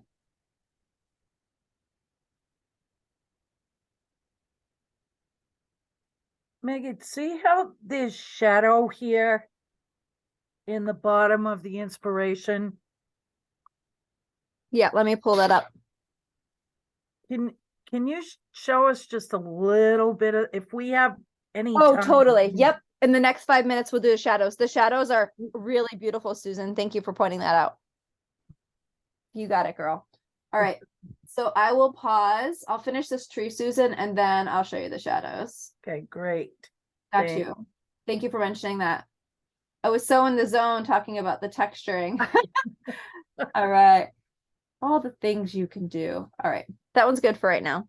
The shadows are a gray. Let me see how dark it is. They're pretty dark. So I'm going to mix a gray color. They're fairly dark, but you can maybe make a medium gray. You can always lighten this. The darker gray is good because it really reflects like the shadow itself. So I'm just going to mix a dark gray. It's the gray that's the color of my cat, but many of you don't know what my Kokomo kitty looks like. If you were in our St. Patrick's Day pets class, you would know the gray of my cat. All right, so I have like a nice soft gray here. It's not too dark, not too light. I'm going to use this number. It's like a number 2 or 3 brush. So the thing with these are, you have to identify the light source. So what's happening in the inspiration is the trees on the right, the shadows are angled to the right. And for the trees on the left, they're kind of coming straight and some are going to the left, which is kind of neat. So it's kind of like the sun is like in the middle of the sky, like up here, and it's shining this way. So what I'm going to do is we'll start with maybe the tree on the right first. And you're just going to come in and you're going to pick an angle. And I'm just going to fill it in gray. I'm just going to, so I have, and it looks really dark. I'm going to lighten it a little bit. If you wanted to, you could mix this gray with a little bit of white and make a water wash. So I'll probably have you guys do that because the gray is pretty dark. I'm going to wipe some of this off. Or you could just wipe it off and it'll be the way it's supposed to look. Look at that. So I wiped it off with a paper towel and it's like a little lighter, but I'll have you guys make a water wash. It actually needs to be wiped off a little bit more. I'm just going to grab a little bit of a wet corner and just wipe it off a little bit more. All right. So I'll fix that one. But I'm going to have you mix a water wash is taking the gray that you made and making it watery in one spot. So you can make the whole thing watery. You could take a little bit of a part of it. You just want to kind of dye down the opacity. So I'm doing that a little bit of that right here by my yellow, which is okay. So it's a little bit watery, but it has that gray pigment.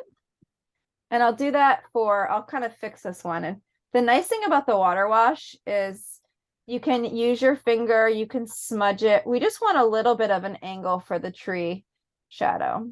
So the angle is the most important thing. This tree, just go under each tree, and this one's going to go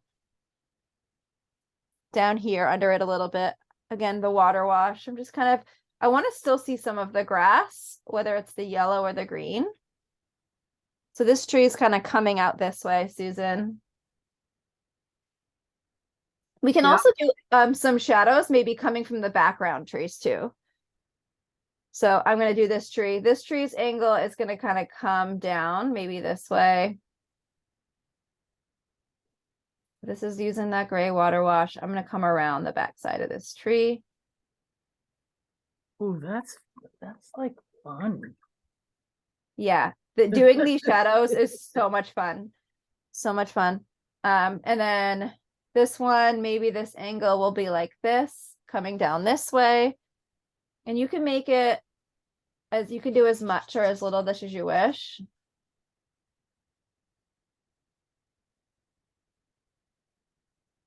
Oops, the water wash. I want to be able to see some of the ground underneath this gray color, but it will all start to come together. So I'll do more shadows on the trees in the backgrounds too, just to be a little courageous. But I'm going to do all these trees in the foreground first. And you can always use a little bit more water on your brush to make it like lighter of an opacity. So you're basically, by using water, there's less paint pigment, which is why it's showing softer. So there's that one right there. And you can use your finger to smudge it. You can get a little crazy. Then this one is gonna come maybe right in here. I'm having these angle this way just to be a little different.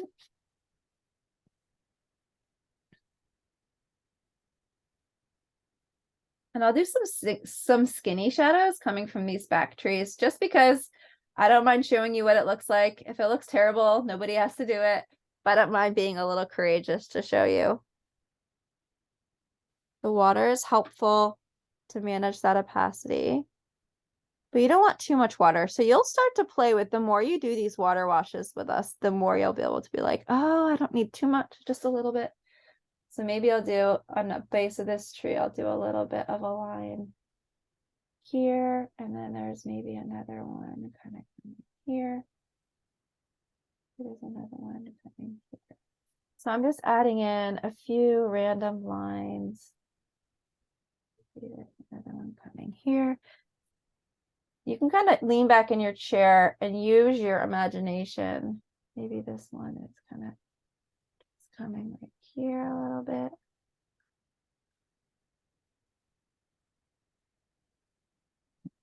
So you can see I'm just doing some really soft, gentle lines in the distance too. Oh, yeah. And I'll be a little courageous and like put a little bit of the tree maybe in a shadow too. If you wanted to try that, you could. This is really gentle water. So if anybody wanted to try like some of that, you could, like adding a little bit of the tree.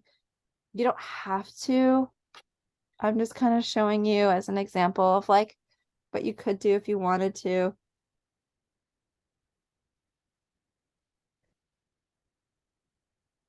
You could make these a little bit bigger maybe.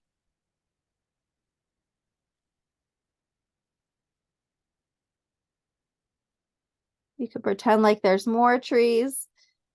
You know, if you wanted to add a couple more, just scratches, like there's light in the distance.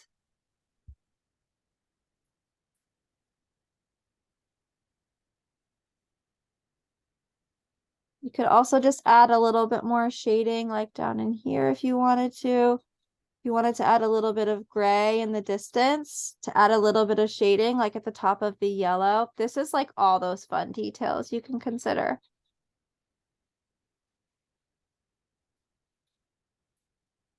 So you can play with where you want shading to show up.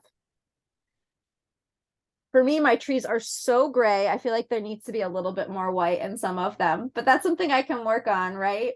I went really gray with these trees. I want to add more white to them to brighten them up. So I can just do white and brighten in some areas. Everyone's are going to look so different. We all approach this art in so many different ways. And sometimes artists will start with more gray trees and add white to them. It's so different. And some of you might have started with pure white trees and then added gray. It's all good. There's no right way of doing things. There's so many techniques and considerations.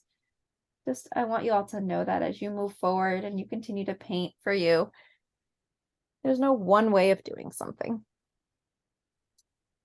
So we're doing great on time. We have about 4 minutes left. We would love to see your artwork before anyone has to leave. If anyone needs help with any final touches, please let me know. As you can see, most of us, I mean, I'm not even close to being done my trees, but we did spend a lot of time doing extra details and layers, which I think was worth it. Susan, how'd that work out for you? I like it. I mean, Yeah, I the shading is it. really nice, right? Yeah. Beautiful. I love your angles. They're right on. It was fun too. It was really kind of fun. Yeah, it's nice changing the scale and the size of things. You know, we do a lot of nature because a lot of us love nature, but I think it's good just to consider changing up the composition, right? Changing up the scale of an item. You know, we don't do a ton of macro, you know, a large, you know, objects, a large perspective of an object. And it was a fun consideration to bring in for tonight. Absolutely. So I'm not striving for perfection because I actually would love to take my time and finish these trees in a way where it means the most. But I want to thank you all for joining. I'll just check the chats really quick. I encourage you all to sign up for the May class if you haven't yet. If you have a strong opinion of one thing we should do versus another, please let me know. I'm continuing to build out the annual schedule. I will continue to mix up the subjects, keep things easy, but challenge us where we can. And I always want to thank you so much for joining us. And then I give big thanks to AARP New Hampshire for having us tonight. You all were amazing partners, and I applaud you all for the work that you do every day, personally and professionally. Things aren't always easy, and it takes something to show up for classes like this.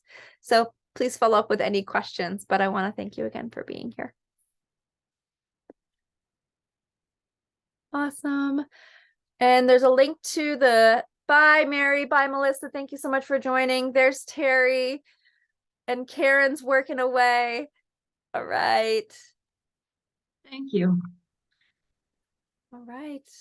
Wonderful. Nice job, Jenny. Your trees are much lighter than yours. I'm quite jealous. Mine are so gray. I got to brighten these girls up. I'm not the best at painting birch trees, but it's okay. I kept adding white. I